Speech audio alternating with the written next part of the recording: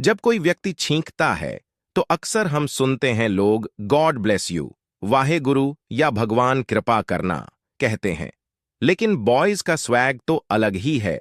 Comment में लिखो कि आप क्या क्या बोलते हैं। यह प्रथा बहुत पुरानी है और इसकी जड़ें विभिन्न संस्कृतियों और धर्मों में पाई जाती हैं।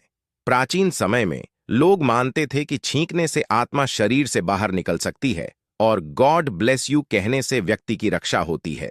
दूसरी ओर कुछ संस्कृतियों में यह भी विश्वास था कि छींकने से बुरी आत्माएं या बुरी शक्तियां शरीर से दूर हो जाती हैं।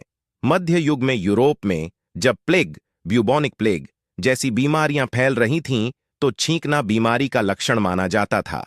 इसलिए लोग गॉड ब्लेस यू कहकर बीमार व्यक्ति को बीमारी से बचाने के लिए भगवान से प्रार्थना करते थे।